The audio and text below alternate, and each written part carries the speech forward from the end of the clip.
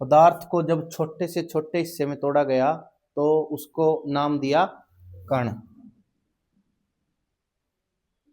कण को जब छोटे से छोटे हिस्से में तोड़ा गया उसको नाम दिया अणु। अणु को जब छोटे से छोटे हिस्से में तोड़ा गया परमाणु।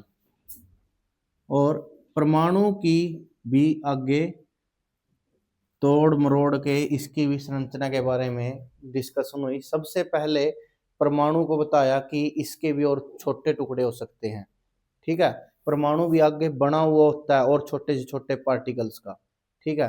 तो सबसे पहले नाम आता है किसका, आता है जे थॉमसन। जे थॉमसन ने बताया था कि जो परमाणु है वो किसकी तरह बना होता है, एक तरबूज की तरह। ये सारा जो लाल पार्ट होता है ये क्या होता है, ये पॉजिटिव होता है। बीच में जो काले काले बीज होते हैं जैसे तरबूज के बीज होते हैं, ये क्या होते हैं इसमें, नेगेटिव, ठीक है। सो जो थॉमसन का नाम आता है किसकी खोज के लिए इसका नाम लिया जाता है, इलेक्ट्रॉन की।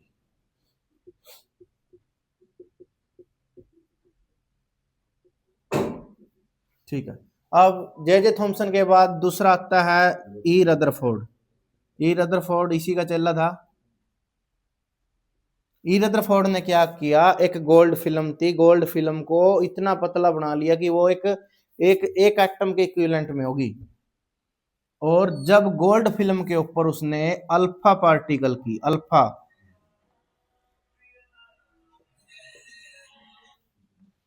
अल्फा की बमबारी की, अल्फा की जब गोल्ड फिल्म के ऊपर बमबारी की तो क्या मिला उसको कि ज्यादातर जो इसमें इसकी रेज थी, अल्फा की किरणें थी, वो क्या थी, इसमें से सीधी निकल गई।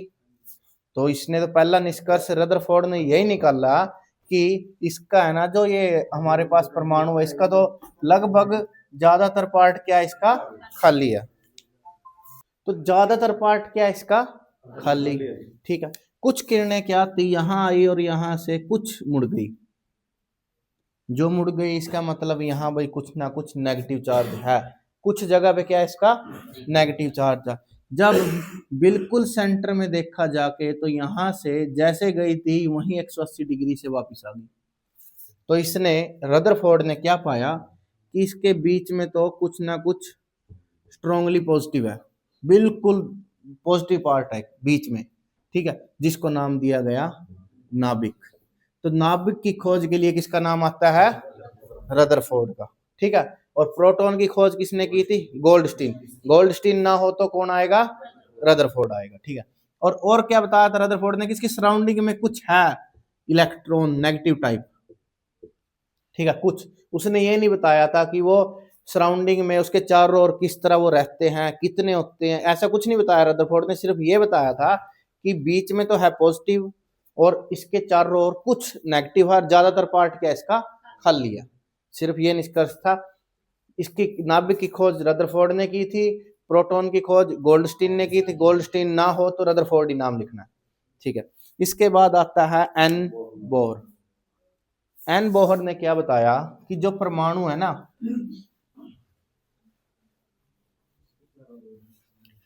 कि चारों ओर इसके क्या है, कक्ष बने हुए हैं। क्या बने हुए हैं इसके चारों ओर, कक्ष। नाभिक है ये, नाभिक के चारों ओर है कक्ष, कक्ष। और जो इलेक्ट्रॉन रहते हैं ना वो कक्ष में रहते हैं, किस में रहते हैं, कक्ष में। और कक्ष को नाम दिया गया पहले के एल एम एन। अच्छा, इनमें रहते हैं इलेक्ट्रॉन। और जो एक इलेक्ट्रॉन यहां से इस पूरे कक्ष में घूमेगा ना, उसका एनर्जी का लेवल क्या रहेगा, सेम। अगर वो यहां से आगे जाता है तो उसकी एनर्जी चेंज होती है, ऊर्जा। लेकिन जब वो एक ही कक्ष में रहेगा तो उसकी एनर्जी का लेवल क्या रहेगा, बिल्कुल सेम रहेगा। दूसरी बात कि किस कक्ष में कितने इलेक्ट्रॉन मौजूद होंगे, किस कक्ष में कितने इलेक्ट्रॉन मौजूद होंगे, तो इलेक्ट्रॉनों की संख्या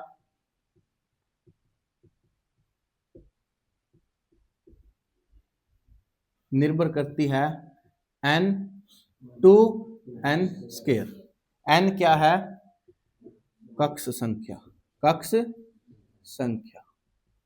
n का मतलब एक है, तो अपना अगर एक है, k में आ जाएगी 2, l में, m में, ये क्वेश्चन पूछा गया है डायरेक्ट, m कक्ष में इलेक्ट्रॉनों की संख्या 18, n में n के बाद 50 के बाद o, बस इतना ही लिख रहा O P 72, ठीक है, बढ़ते चले जाएंगे। और जो बाह्य कक्ष होगा, बाह्य कक्ष में अधिकतम 8, ठीक है। और कक्ष मान लीजिए किसी कक्ष में है ना, जैसे अगले कक्ष में कैसे जाते हैं, जैसे मान लीजिए मैंने इस कक्ष में गणना की पहले 2, उससे अगले में की 8, तो m से मेरे को n में जाना है। m से अगले कक्ष में तभी जाएंगे जब पहले कक्ष में संख्या 8 पूरी हो जाएगी। बिना 8 को पूरी किए नहीं जा सकता, वो पहले इसमें कंप्लीट होनी चाहिए।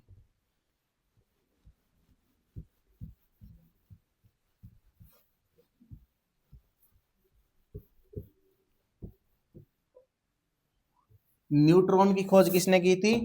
चैडविक ने। हो गए 4 नाम अपने कंप्लीट।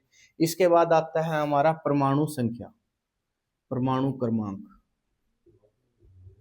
है विनोद का है परमाणु क्रमांक। परमाणु क्रमांक का मतलब क्या है? इलेक्ट्रॉनों की संख्या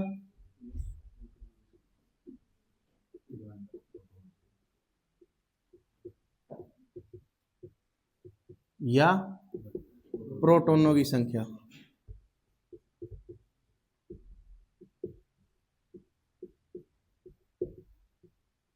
क्वेश्चन ऐसे भी दिया गया इसका कि एक परमाणु में 35 प्रोटॉन है। कितने प्रोटॉन है?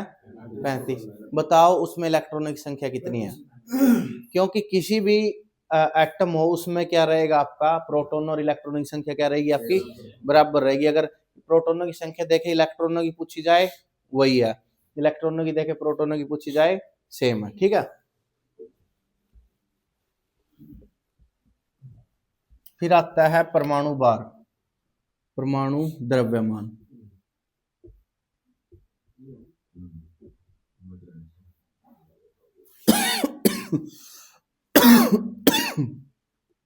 परमाणु द्रव्यमान क्या होता है?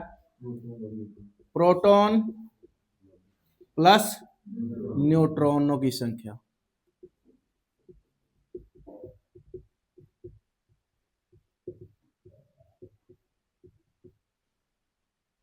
ठीक है। अच्छा, तो इसका मतलब प्रोटॉन और न्यूट्रॉन कहाँ मौजूद होते हैं?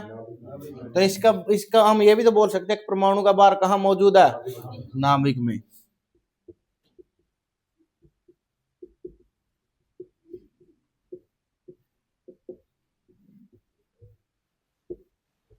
ठीक है। उसके बाद मेरा क्या था इसमें, मेरे पास है ना सिर्फ और सिर्फ मैंने बोला जिसके ऊपर हमें जोर देना है वो है 4 नाम। रुक गई, कोई बात नहीं, चल तो रही होगी।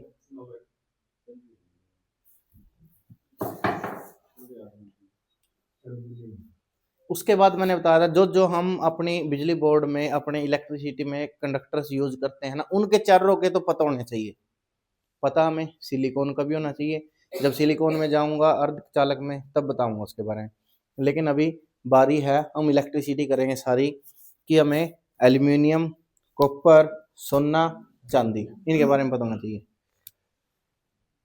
एल्यूमिनियम का जो क्रमांक होता है वो कितना होता है? 13। ठीक है, 27 है इसका बार। ठीक है। तो जो स्ट्रक्चर बनाते हैं परमाणु का वो कैसे बनता है? सबसे पहले आता है नाभिक, फिर आते हैं 2, अगले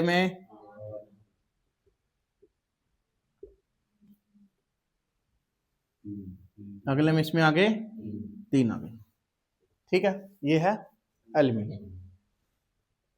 एल्यूमिनियम के बाद आता है कॉपर। कॉपर का 29, 63.5 इसका हो जाएगा। ठीक है, इसमें 2, 8, 18, लास्ट में बच गया 1। ठीक है, तो इसके भी बाह्य कक्ष में कितने हैं? 1 है। इसके बाह्य कक्ष में थे 3 संयोजी, इसका 1 बच गया 1।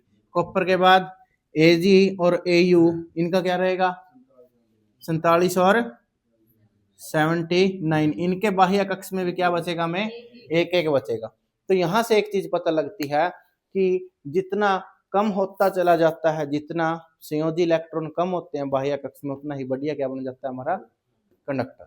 ठीक है, एटॉमिक स्ट्रक्चर के हिसाब से अच्छा कंडक्टर वही है जो जिसके संयोजी इलेक्ट्रॉन बाह्य कक्ष में कम बचते हैं।